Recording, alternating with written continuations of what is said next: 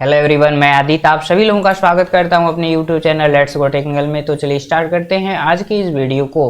तो आज आपको टेबल टूल्स ग्रुप के अंतर्गत जो लेआउट टैब है उसके बारे में डिटेल जानकारी दी जाएगी।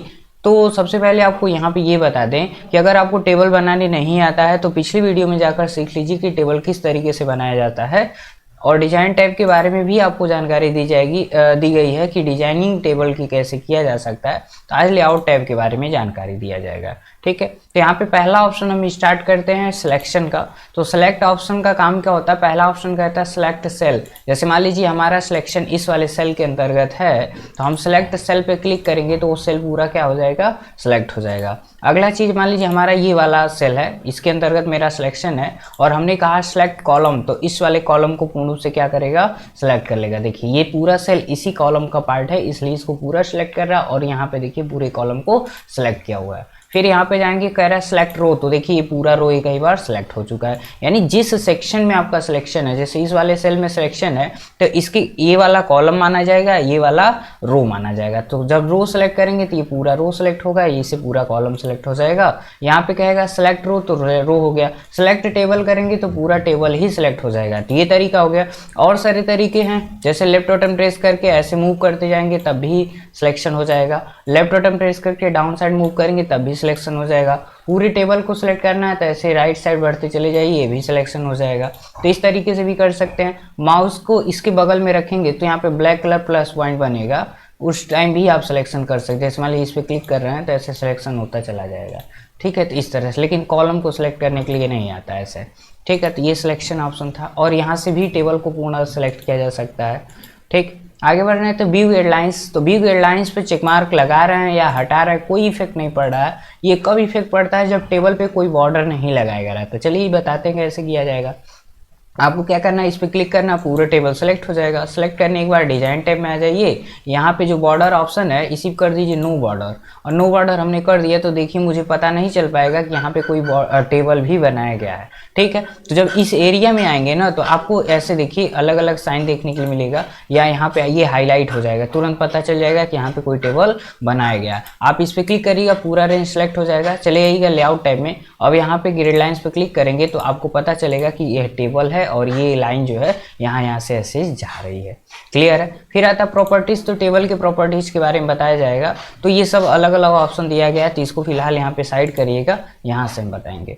अगला ऑप्शन क्या होता है, ये व्यू गाइडलाइंस का काम समझ में आ गया, तो इसको हम लगा देते हैं बॉर्डर। तो हम यहीं पे चले आए और चले आए कर दिए कि ऑल बॉर्डर, इस पर एक बार क्लिक कर दिए। क्लिक करने के बाद जो है ऑल बॉर्डर क्लिक कर दिए, पूरा बॉर्डर मेरा लग चुका है। और इसकी डिटेल जानकारी देखनी है तो आपको पिछली वीडियो में जाकर देखना पड़ेगा। तो लेआउट टैब में आ गए। तो लेआउट टैब में आने के बाद यहाँ पे एक ऑप्शन मिलता है ड्रॉ टेबल का।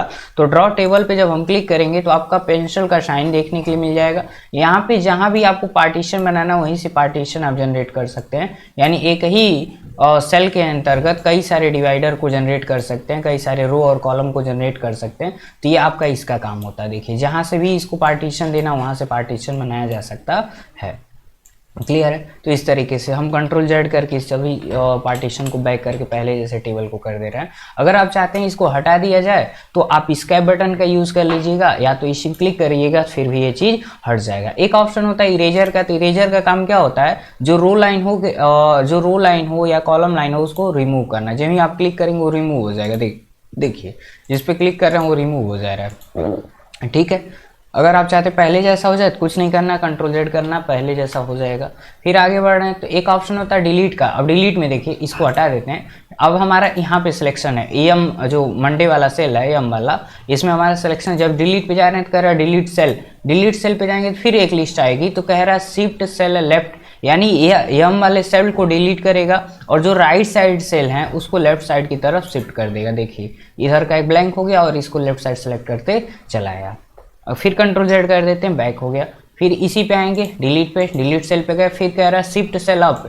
शिफ्ट सेल अप का मतलब क्या होता है, जो यहाँ नीचे साइड रहेगा इसको एक एक सेल ऊपर करता चला जाएगा। फिर कंट्रोल जेड करके लेकर आ जा रहे हैं। फिर डिलीट पे गए तो फिर से यहाँ पे गए तो कह रहा है डिलीट इंटायर रो। तो इंटायर रो का मतलब ये वाला रो, जैसे ये यम से लिखा हुआ है यस तक है, इस वाले रो को पूर्ण रूप से क्या करेगा, डिलीट कर देगा। तो देखिए वो रो क्या हो जाएगा, डिलीट हो जाएगा। फिर कंट्रोल जेड करके बैक कर लिए, फिर आ गया।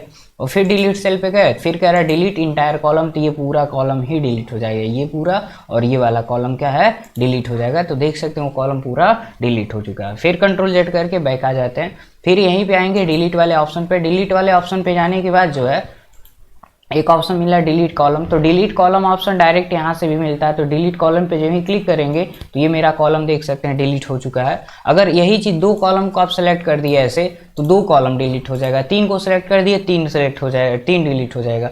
यानी आपके जिस कॉलम में सिलेक्शन है वही डिलीट होगा। डिलीट रो कर दिया मैंने, जैसे मान लीजिए यहाँ पे आपका सिलेक्शन है और डिलीट रो कर रहे हैं तो ये वाला रो डिलीट हो जा रहा है। अगर यही चीज़ हम क्या कर रहे हैं यहाँ से यहाँ तक सिलेक्शन कर दिए, जैसे यहाँ से यहाँ तक कर दिए तो हमारा हर एक रो में सिलेक्शन, अगर यहाँ पे डिलीट रो कर दे तो पूरा रो ही मेरा डिलीट हो जाएगा, बस पहला रो बचेगा।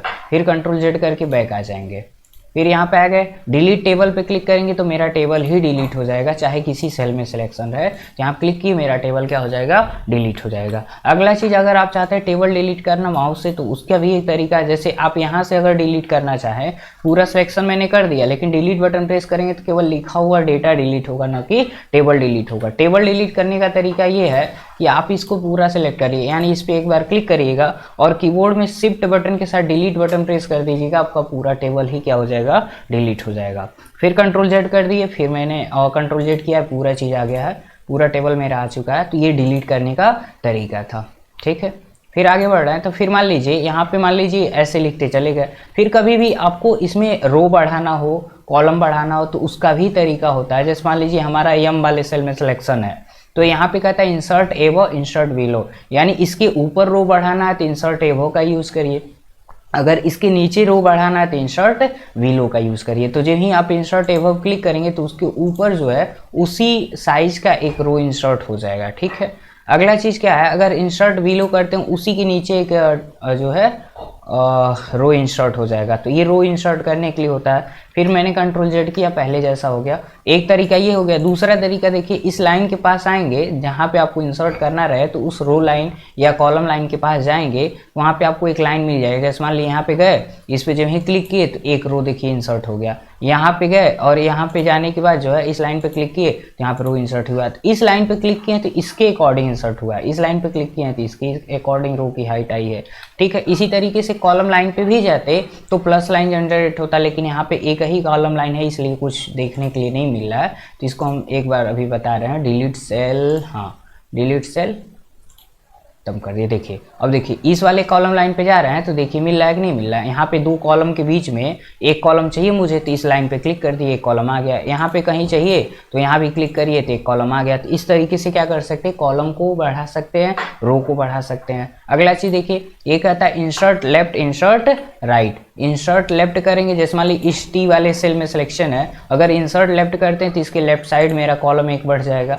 अगर इसके राइट साइड मुझे कॉलम की ज़रूरत है तो इंसर्ट राइट वाला ऑप्शन का यूज़ करेंगे तो एक राइट साइड में कॉलम बढ़ जाएगा। तो इस तरीके से हम क्या कर सकते हैं, रो और कॉलम को इंसर्ट कर सकते हैं टेबल ड्रॉ करने के बाद। एक और तरीका, जैसे मान लीजिए आप छोटा सा टेबल बना लिए और कभी भी आप डेटा तैयार करते जा रहे हैं तो लास्ट वाले सेल में सिलेक्शन रहेगा, जैसे लिखते गए लास्ट वाले सेल में सिलेक्शन हुआ, जब ही टैब करेंगे तो उस लास्ट वाले रो के अकॉर्डिंग उतने ही रो नंबर में उतने ही कॉलम नंबर में एक रो इंसर्ट हो जाएगा। फिर टैब करते जाएंगे, लिखते जाएंगे, फिर दूसरा आ जाएगा। ये नहीं कि आपको एक ही बार इंसर्ट कर लेना, आप जैसे जैसे काम करते जाएंगे, टैब करते जाएंगे, तुरंत आपका जो है रो बढ़ता चला जाएगा। तो इस तरीके से हम रो को भी बढ़ा सकते हैं। एक ऑप्शन देखिएगा मर्ज सेल का मिलेगा, तो मर्ज सेल ऑप्शन का काम क्या होता है, 2 या 2 से अधिक सेल को मिलाकर एक सेल बनाया जा सकता है। जैसे मान लीजिए यहाँ पे ऊपर कोई हेडिंग्स लिखना है, जैसे मान लीजिए मई का कैलेंडर है, था ऊपर एक रो इंसर्ट करना था मुझे, जैसे मान लीजिए ऊपर इंसर्ट एबो कर दिया मैंने और इस पे बॉर्डर लगाना चाहते हैं तो बॉर्डर हम यहाँ से आके जो है दोबारा लगा देते हैं ऑल बॉर्डर, तो ऑल बॉर्डर कर दिए थे, यहाँ बॉर्डर लग गया।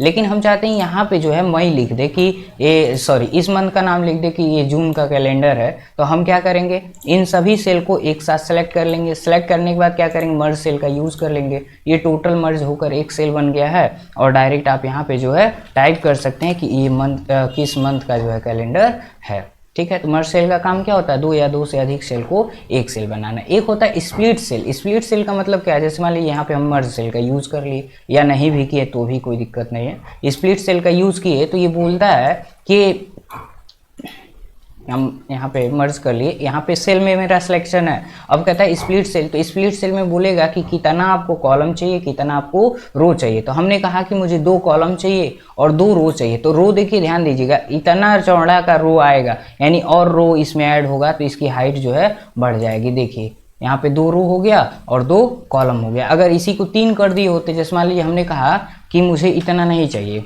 हमको चाहिए 3 रो चाहिए, तो इस पर क्लिक किए तो यहाँ पे कर दिए 3 रो चाहिए मुझे। सॉरी 3 रो नहीं होगा, क्योंकि इसमें जितना एरिया रहेगा उतना ही रो बनाया जा सकता है, लेकिन कॉलम की संख्या आप जो है बढ़ा सकते हैं। तो यहीं क्लिक करेंगे तो देखिए कॉलम की संख्या बढ़ गई, रो की संख्या नहीं बढ़ी। लेकिन अगर यही चीज़ देख रहे हैं, इससे अधिक रो रहता तो इसमें रो बनाया जा सकता था, क्योंकि ये स्ट्रेट लाइन पे जनरेट होगा, उससे डिफर लाइन जो है जनरेट नहीं हो सकती है। तो आज की वीडियो में इतना ही। अगर मेरी वीडियो आपको पसंद आई हो तो लाइक करिए, शेयर करिए, सब्सक्राइब करिए मेरे चैनल लेट्स गो टेक्निकल को, और बेल आइकन को प्रेस करिए ताकि वीडियो की नोटिफिकेशन आपको मिलती रहे। तो मिलते हैं किसी नेक्स्ट वीडियो के साथ, तब तक के लिए बाय बाय।